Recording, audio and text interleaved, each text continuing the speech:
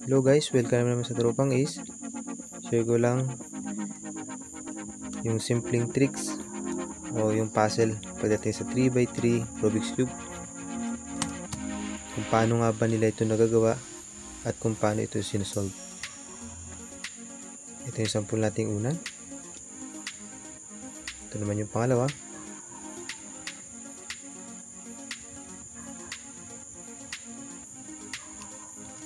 Pangatlo.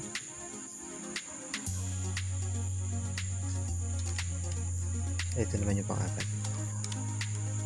Simple lang siya kung titignan, pero ang ganda.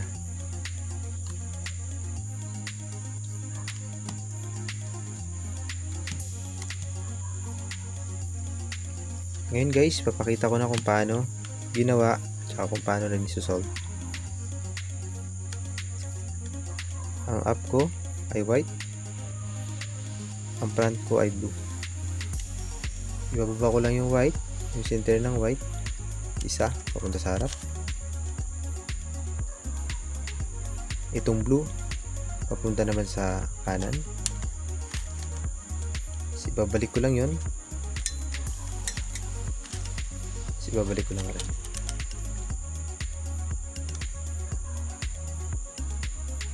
Paano naman kung isosolve na natin? Kahit saan kayo humarap dyan, kung halimbawa ang mapipili nyo ay blue, dapat ang sa taas nyo ay blue.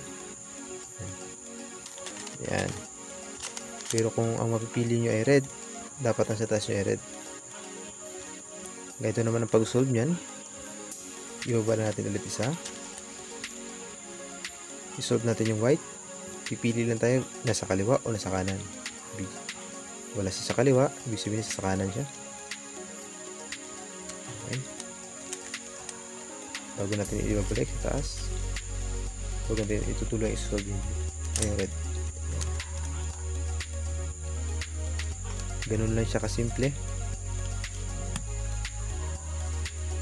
Sunod naman natin itong pangalawa.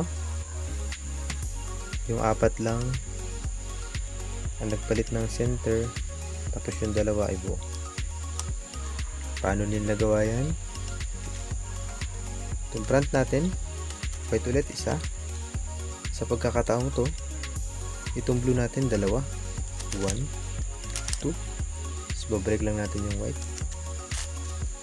Tapos dalawa ulit, babalik lang natin 1, 2. Mapapansin nyo, ito lang yung gumalaw. Yung kaliwa tsaka kanan natin buo pa rin. Paano naman siya i-solve? Kahit saan kayo humarap dyan, basta sa apat lang na ito, huwag lang sa may buo. I-solve natin siya. Babala natin ng isa. So, sample natin white. Babala natin ng isa. Tapos yung blue, dalawa ulit. 1, 2. Dagdag na, solve natin yung white. Buuin natin ulit ang dalawa. 1, 2.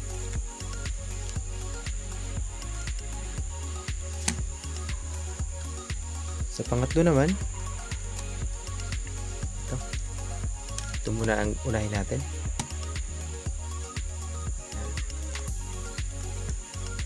Simple lang. Ayan. White pa rin yung up ko para hindi tayo malito. Ang front ko ay blue. Sa pagkakataong to, yung white, dalawa. Gitna pa rin, 1, 2. Tapos yung gitna ko naman na blue, dalawa ulit, 1, 2. Ngayon, yung front ko, ilalagay ko sa ilalim. Ang magiging front ko na ngayon ay ang white. Sa pagkakataong to, itong white,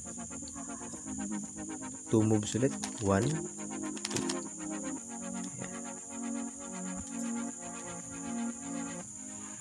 Ito na siya. Paano naman siya i-solve? Kahit saan kayo humarap. Sample natin, blue naman yung magiging top natin, yung up. 2 moves, 1, center lang, 2. Hanapin natin kung nasaan yung pula. 1, 2.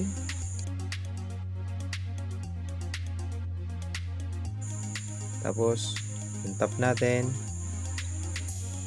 yun na magiging front natin. Then 2 moves ulit. 1, 2. Ganun lang rin siya kasimple. Ngayon naman, itong pang-apat, ayan, letter L equal.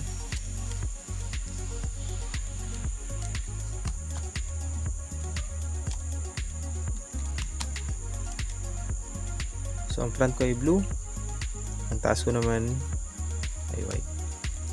Ito lang yan. Ngayon, itong dalawang kanan na, itong kanan at saka itong center sabay, isa. Tapos naman kanan, isa. Ngayon, ito namang sa baba, papunta doon, papuntang kanan, dalawa muna, isa. Tapos yung isa sa pinakailalim, isa ulit. Tapos ibabalik lang natin yung sa taas kanina. Isa, isa. Ganon din yung dito. Isa, isa.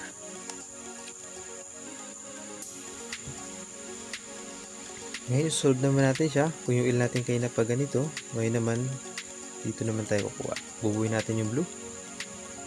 Isa, dalawa. Sunod natin yung pula.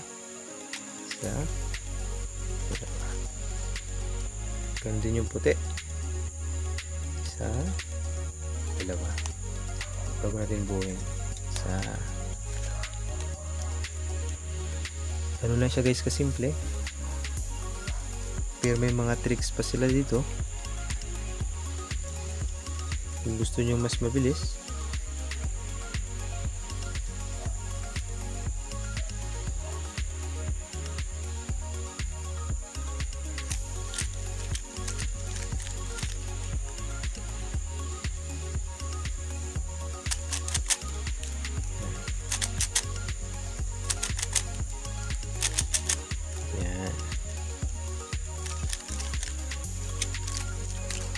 yan yung mga trick.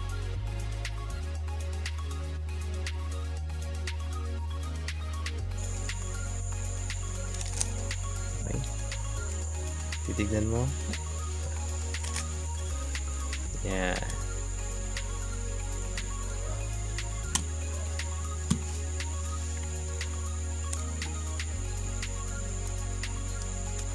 Guys, yung mga puzzle na sinolve natin, para sa mga beginners lang yung nakagaya ko. Guys, thanks for watching.